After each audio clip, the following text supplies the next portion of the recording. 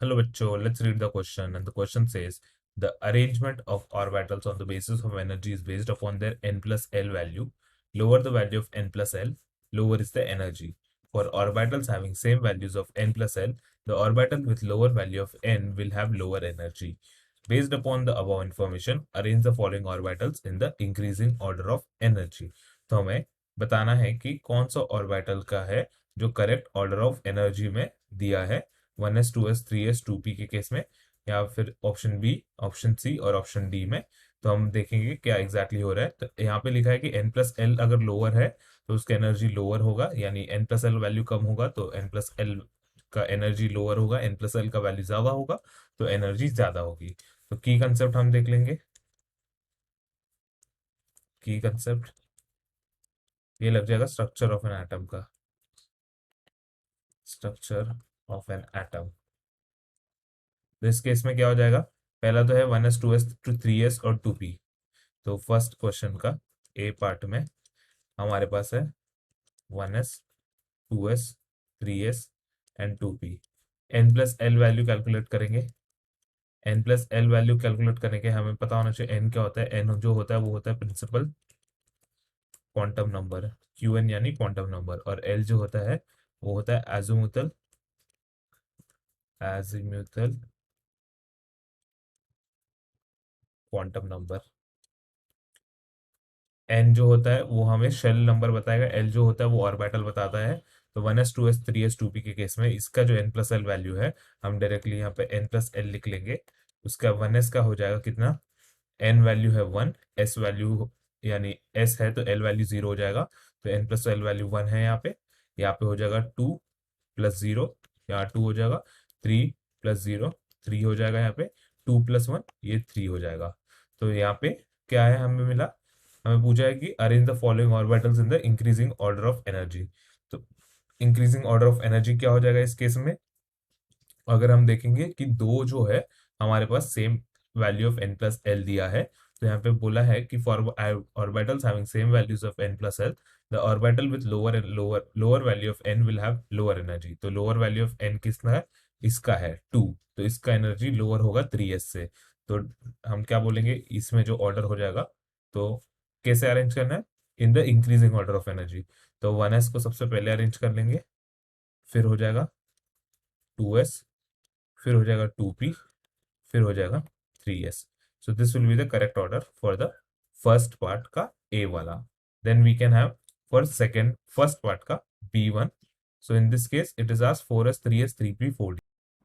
हमारे पास है 4s 3s 3p and 4d। एक बार हम फिर से चेक कर लेंगे, 4s 3s 3p and 4d, 4s 3s 3p and 4d। तो इस केस में क्या हो जाएगा, n plus L values calculate कर लेंगे। n का वैल्यू 4 है, s का 0 है, l वैल्यू 0 हो जाएगा। तो यहाँ पे आ जाएगा n प्लस एल वैल्यू 4। इस केस में हो जाएगा 3 प्लस 0 तो 3, ये हो जाएगा 3 प्लस 1 4, ये हो जाएगा 4 प्लस 2 यानी 6। तो यहाँ पे वैल्यू हो जाएगा 6। तो इसका करेक्ट सेट ऑफ ऑर्डर होगा 4d maximum. Then it would be for 4s, क्योंकि 4 का जो वैल्यू है प्रिंसिपल क्वांटम नंबर ज्यादा है, इसीलिए 4s। देन होगा 3p, देन होगा 3s। और हमें क्या करना था, इंक्रीजिंग ऑर्डर में बताना है। तो इंक्रीजिंग ऑर्डर में मतलब छोटा वाला सबसे पहले आएगा, तो 3s, देन हो जाएगा 4s एंड 3p में 3p हो जाएगा, फिर होगा 4s एंड देन फाइनली होगा 4d। सो इसका एनर्जी सबसे लोएस्ट होगा और इसका एनर्जी सबसे हाईएस्ट होगा। Then we have C, in C1 we have which 5p 4d 5d 4f and 6s। तो हम लिख सकते हैं 5p 4d 4f, then we have 5d and 6s, 5d and 6s।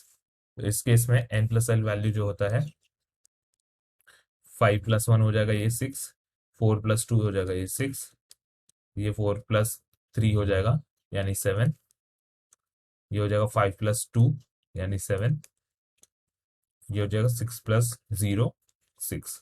तो correct order would be 4d सबसे पहले हो जाएगा, सबसे छोटा 4d होगा, देन 5p होगा, फिर 6s, देन 5d, उसके पहले 4f होगा क्योंकि 4 का प्रिंसिपल क्वांटम नंबर छोटा है, एंड देन 5d होगा. So this will be the correct set of order.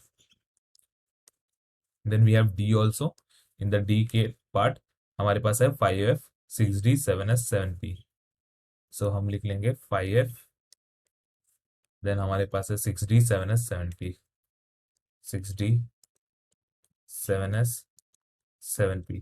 इस केस में n प्लस एल का जो वैल्यू होगा वो हो जाएगा 5 प्लस 3 यानी 8, 6 प्लस 2 8, 7 प्लस 0 7, एंड 7 प्लस 1 8. ये है n plus L value.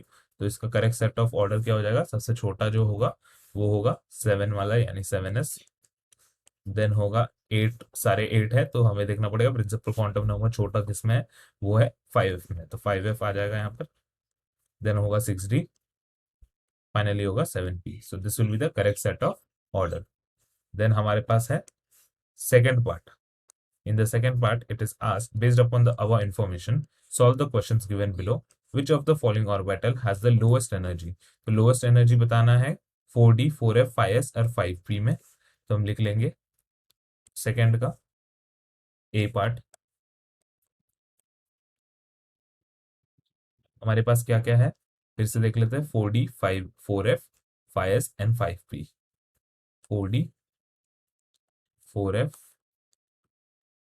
5s and 5p. तो n प्लस एल वैल्यू निकाल लेंगे यहाँ पे भी. 4d के केस में 4 है इसका n वैल्यू और d वैल्यू कितना हो जाएगा 2 हो जाएगा यहाँ पे. ये हो जाएगा कितना total 4 plus 2 is 6.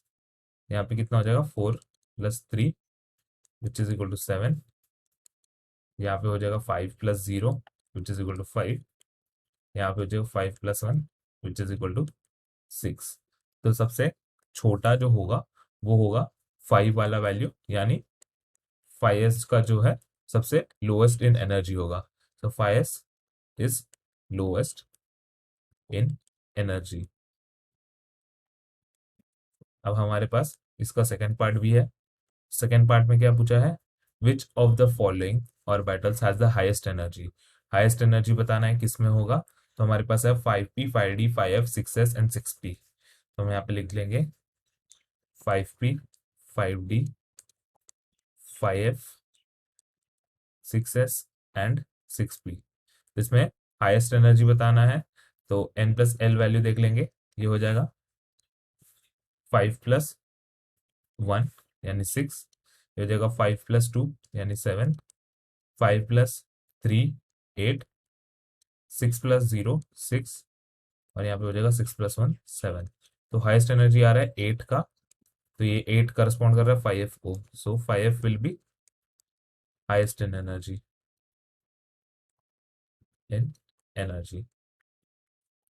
Moving forward हमारे पास क्या है अभी. इसका बी पार्ट में पूछा था कि हाईएस्ट एनर्जी किसका है. तो हाईएस्ट एनर्जी हमें किसका मिल चुका है, इसका मिला है 5f का. तो 5f करेक्ट हो जाएगा. और इसमें लोएस्ट एनर्जी हमें किसका मिला है, अगर हम देखेंगे लोएस्ट एनर्जी मिला है 5s का. तो हम लिख लेंगे यहाँ पे 5s is lower in energy. So हमें सारे आंसर्स मिल चुके हैं.